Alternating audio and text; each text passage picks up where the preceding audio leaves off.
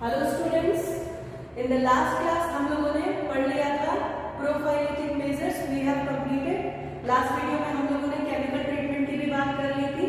Now in this class we will discuss about curative measures and biological method. यानी कि प्रोफाइलेटिक measures complete हो गया था, बाकी अभी दो बचे हुए थे, जिसमें से एक है क्यूरेटिव मेजर्स और दूसरा है बायोलॉजिकल मेथड। तो firstly I will start curative measures. Curative measures क्या है? Beside prophylactic measures, there are some other methods which are applied or used for the individual care or treatment of the plant.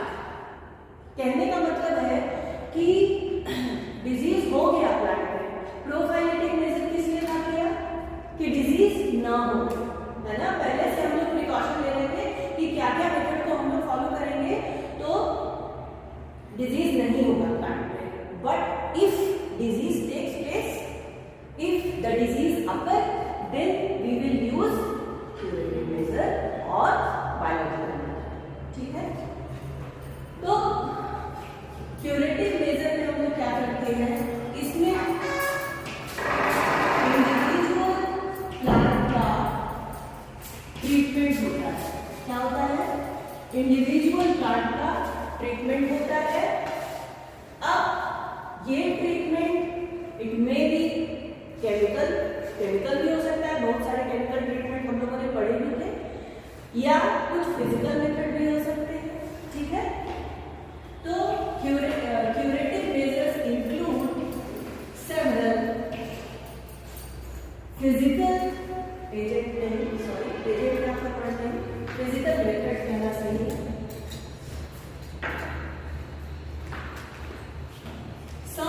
Physical methods या हम use करेंगे इसमें chemotherapy.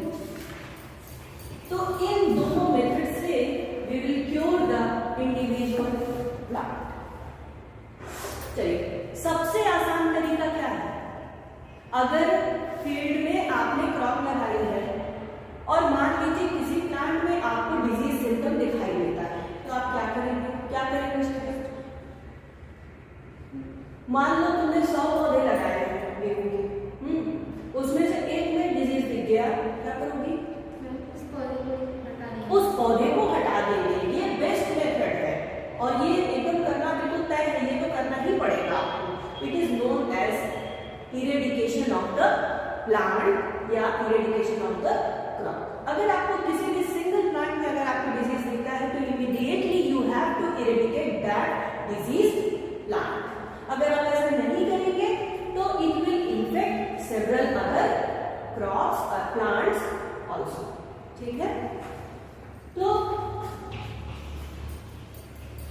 Eradication of the plant, कैसा plant? Disease is the most simple and necessary method। ठीक है, यहां तक clear है सबको? इरेडिकेट कर देंगे उसको। तो क्यूरेटिव मेजर हम कब अप्लाई करते हैं? When we use curative measure. Curative measure हम तब यूज करते हैं, तब अप्लाई करते हैं व्हेन द डिजीज, जैसे ही डिजीज के सिम्टम हमें पत्तियों पर, फ्रूट पर, फ्लावर पर दिखाई देंगे, then we use the curative measures. Prophylactic measures तो पहले ही हमने कर दिया था, डिजीज ना हो इसलिए हमने पहले ही सारे मेथड्स को अप्लाई कर दिया था। लेकिन अगर डिजीज हो रहे हैं तो then we apply curative measures. ठीक है, यानी कि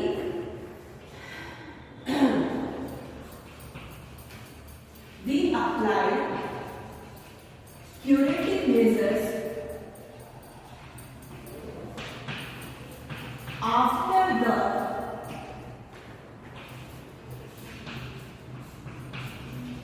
symptoms appear, है ना। डिजीज अगर हो रहा है तो सिम्टम हमें दिखाई देगा तभी तो करेंगे, है कि नहीं? तो क्यूरेटिव मेजर हो गए। उसके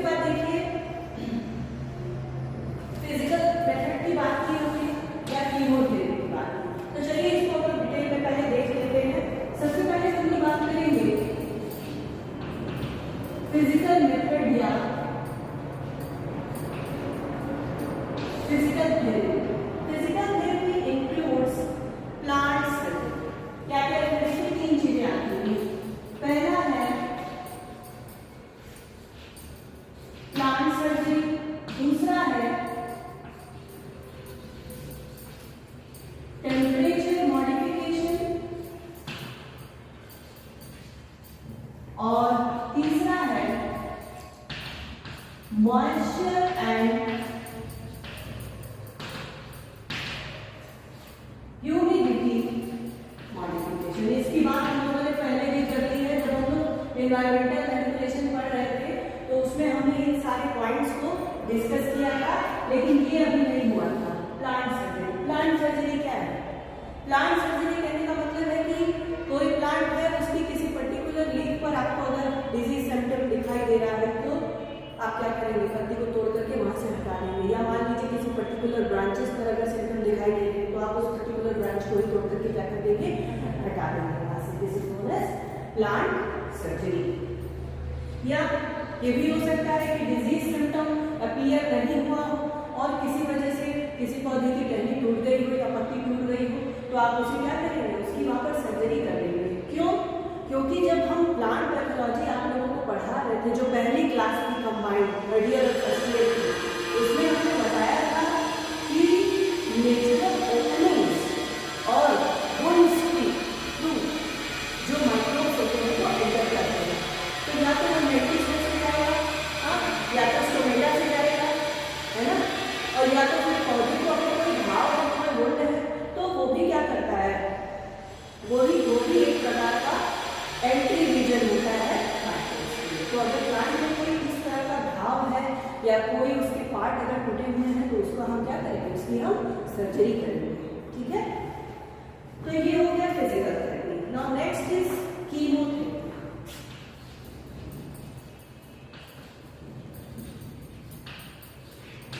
केमिकल प्रोफाइलेक्सिस में हम लोगों ने बहुत सारे फंगिसाइड्स, केमिकल्स, एंटीबायोटिक्स का प्रयोग देखा था केमिकल ट्रीटमेंट करने के लिए।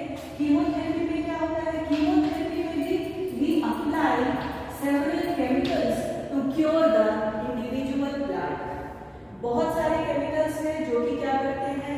दे रिड्यूस और nullify the effect of pathogen. There are so many chemicals, कुछ के नाम हम लोग लिख लेते हैं। पहला है डिनोमिन, second is Vitamax, third one is plant wax, and some other are Dichin R24, Dichin R24. So these are the some chemicals which are used in chemical therapy of the plants, and in this context we have discussed about the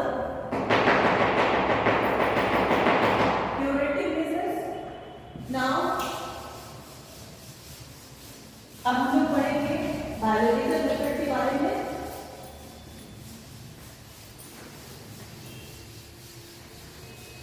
biological method कोई point अगर छूट जाता है तो परेशान नहीं होइएगा, notes हम भेज देंगे आप लोगों को। Now next is biological basis. पहले समझने की कोशिश करिए पॉइंट्स को।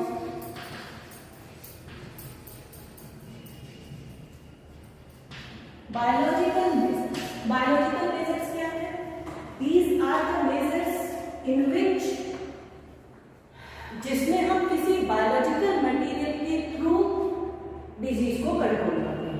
ठीक है, जैसे कि कुछ प्लांट्स ऐसे होते हैं जो एज अ ट्रैप क्रॉप्स काम करते हैं। ट्रैप क्रॉप्स क्या होते हैं अभी बताएंगे। सबसे पहले इसमें देखिए कि जो बायोलॉजिकल मेजर्स होते हैं इसकी बेसिकली 3 categories हैं। One by one we will describe it. 3 categories हैं। The first category is breeding resistant varieties. Breeding resistant varieties. The second one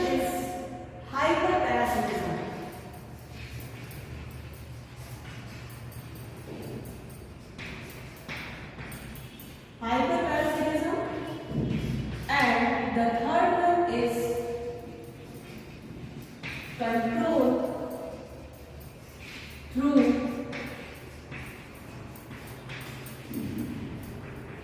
trap loss. तो ये तीन कैटेगरीज हैं बायोलॉजिकल मेजर्स की।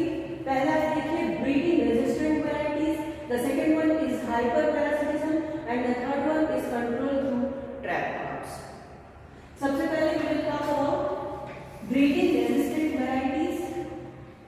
पहले भी आप लोगों को बताया था जब प्लांट पैथोलॉजी की इंट्रोडक्टरी क्लास चल रही थी, उसमें भी हमने बताया था आप लोगों को कि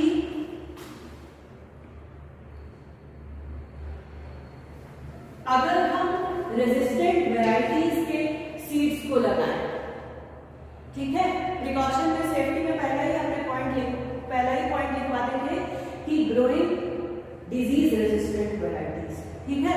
ये वैरायटीज कैसी होती है, ये डिजीज के लिए क्या होती है, रेजिस्टेंट होती है, इनके ऊपर पैथोजन का कोई भी प्रभाव नहीं पड़ता है।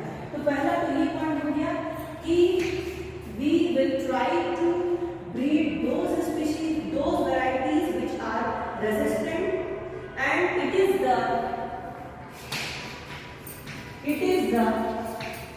ideal method to control disease. It is the ideal method to control diseases, and इसके लिए एक टर्म दिया गया है, ब्रीडिंग रेजिस्टेंट वैरायटीज के लिए एक टर्म दिया गया है जिसे कहते हैं पेनलेस मेथड। क्या कहते हैं, पेनलेस मेथड। पेनलेस मेथड क्या है, पेनलेस मतलब दर्द नहीं होता है। डिजीज अगर होगा तो पौधे के अगर किसी पार्ट को आप तोड़ेंगे, पौधे को भी दर्द होगा और आपका भी दिल दुखेगा कि अरे यार इसको तोड़ के निकालना पड़ा, होता है ना दर्द। पौधे को भी होगा, आपको भी होगा, तो पैथोजन को भी तो होगा कि नहीं होगा ना। सोचेगा कि अरे यार अच्छा खासा हम अपना यहाँ पर आशियाना बनाएंगे, ये लोग हमको उखाड़ करके निकालेंगे, है ना। तो it is best method to control plant diseases through resistant variety. Resistant variety लगाएंगे तो डिजीज उस पर आएगा ही नहीं, और ना आपको दर्द होगा, ना पौधे को दर्द होगा, ना पैथोजन को दर्द होगा। तो इसीलिए इसे कहते हैं पेनलेस। ठीक है, कुछ वैरायटीज के नाम बोल रहे हैं आपको, देखिए। तो वीट में जो सबसे ज्यादा डिजीज होता है वो एक होता है रस्ट डिजीज और एक होता है स्मट डिजीज। तो पहले हम लोग रस्ट रेजिस्टेंट वैरायटीज का नाम लिखेंगे। एग्जाम में पूछा जा सकता है, एक या दो नंबर वाले क्वेश्चन में पूछा जाता है रस्ट रेजिस्टेंट वीट वैरायटीज। इसके नाम लिखिए, इसके नाम है, पहला है अर्जुन, प्रताप, कल्याण सोना, और एक और है बहुत बढ़िया है, हाँ, लर्मा रोजो, लर्मा रोजो। तो ये रस्ट रेजिस्टेंट वीट वैरायटीज हैं। Now some other smut resistant wheat varieties. ये तो रस्ट का हो गया, स्मट का लिखिए, इसका है NP7 और NP710. So these are the some disease resistant varieties of wheat. Now the next is hyperparasitism.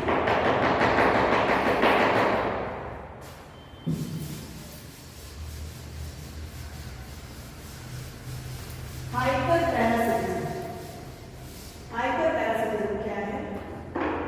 We will try to understand. Reading again.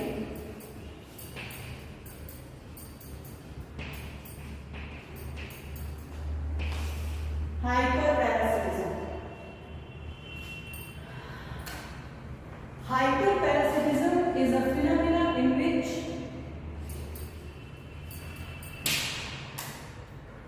control of pathogenic microbes through other microbes. मतलब कि pathogenic microbes जो कि host को नुकसान पहुंचा रहा है, ऐसे माइक्रोब्स को हम कंट्रोल करते हैं सम एनिमल माइक्रोब्स की सहायता से। This is known as hyper parasitism. और इसका बहुत अच्छा एग्जांपल है बैक्टीरियोफेजेस। बैक्टीरियोफेज क्या करता है? बैक्टीरियोफेज बताओ शिखा, बैक्टीरियोफेज क्या करता है?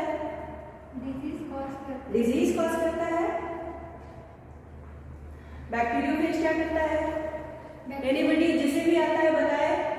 बैक्टीरिया के ऊपर डिजीज कॉज करता है। हाँ, बैक्टीरिया को क्या करता है? किल करता है। तो जब वो बैक्टीरिया को किल कर रहा है, इसको क्या बोलते हैं? ये बैक्टीरिया को ईट करता है ना, बैक्टीरिया के ऊपर अपना लाइफ साइकिल चलाता है। तो अगर किसी बैक्टीरियल एजेंट की वजह से किसी प्लांट में अगर डिजीज हो रहा है और हम वहां पर बैक्टीरियोफेज लेके आए, तो वो क्या करेगा? बैक्टीरिया को क्या कर देगा? किल कर देगा। अल्टीमेटली आपका प्लांट क्या रहेगा? डिजीज फ्री रहेगा। This phenomena is known as hyper parasitism. ठीक है। और उसके बाद देखिए कुछ है माइक्रोफेजेस भी होते हैं। तो ये हो गया हाइपर पैरासिटिज्म। नाउ एक बहुत बढ़िया एग्जांपल है ट्राइकोथेसियम रोजियम का। ट्राइकोथेसियम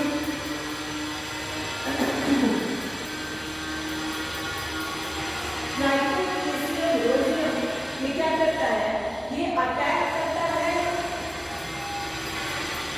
यूरेनिया ऑफ पक्सीनिया। हाँ, पक्सीनिया ग्रैमिनिस क्रिटिकालिस। पक्सीनिया ग्रैमिनिस क्रिटिकालिस क्या करता है? ये वीट में डिजीज कॉज करता है। इसके ऊपर कौन अटैक कर रहा है? ट्राइकोथेसियम रोजियम। तो यहाँ ये भी क्या है? एक प्रकार का hyper parasitism. Now the next is control through trap crops. ये बात करते हैं trap crops. What are trap crops?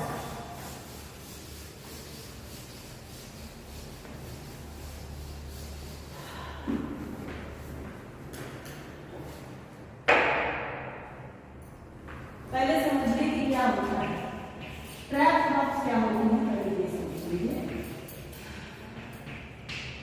Trap crops देखिए, कुछ प्लांट्स या क्रॉप्स ऐसे होते हैं जो कि ये they are infested by some bacteria या फंजाई। यानी कि किसी पर्टिकुलर बैक्टीरिया या फंजाई से जब इनमें इन्फेक्शन होता है, अगर ये इन्फेस्ट होते हैं, तो जैसे ही इनमें इन्फेस्टेशन होता है, जैसे ही इनमें इन्फेस्टेशन होता है, तो क्या करते हैं ये क्रॉप्स क्या करते हैं? They secrete some chemicals. क्या सिक्रीट करते हैं? हाँ, और ये जो केमिकल्स होते हैं ना, ये पैथोजन को क्या कर देते हैं? किल कर देते हैं। यानी ये अपने से ही अपनी सुरक्षा कर लेते हैं। ऐसी क्रॉप्स को हम क्या कहते हैं? ट्रैप क्रॉप्स कहते हैं। फिर से समझिए, ये ऐसे प्लांट या क्रॉप्स होते हैं जो when they get infested by any pathogen, they become infested and after infestation के बाद ही ये केमिकल सिक्रेट करेंगे, उससे पहले नहीं। And after infestation they secrete some chemicals and these chemicals kill the microbes or pathogens. These are known as trap crops. And very good example of trap crops is Solanum nigrum, और दूसरा है Crotalaria. Solanum nigrum क्या है? Solanum nigrum क्या है? हाँ, मकोई। Very good शिखा। और ये किस फैमिली को बिलोंग करता है? सोलेनेसी को बिलोंग करता है। तो इस तरह से हम लोगों ने इंटीग्रेटेड पेस्ट डिजीज मैनेजमेंट वाला चैप्टर कंप्लीट कर लिया। From the next class we will discuss about disease cycle. ठीक है, अब जिसको जो पूछना है वो पूछिए, वन बाय वन पूछिए।